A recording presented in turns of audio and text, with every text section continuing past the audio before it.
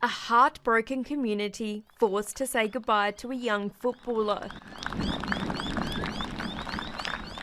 He died nearly 6 months ago after a head knock. My son, Antonio Luarcano, unfortunately lost his life due to a head injury playing football in round 1 of the footy season this year. The 20-year-old gave a gift to the sport he loved, donating his brain to concussion research.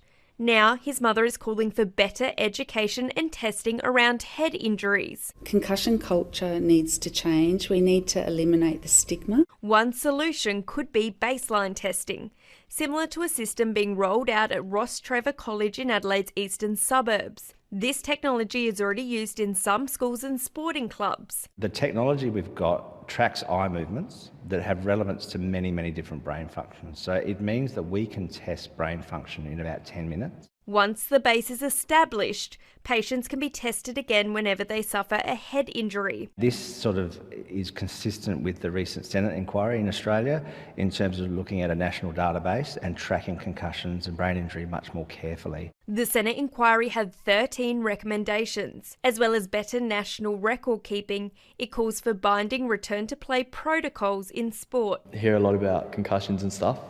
It kind of makes you think about, makes you worry that it might happen to you eventually. While Rostrevor College students are already on board, the public system is not yet in the same headspace. In a statement by the Education Department, a spokesperson says School Sports SA is still developing a position on the inquiry's recommendations, but there's no word on whether public school students will also benefit from this testing. Brain health shouldn't just be for those that can afford it. Whether you live in an outback community and you're going to a public school, you should be entitled to have the same education and opportunities. An issue impacting too many Australians. Shari Hams, ABC News, Adelaide.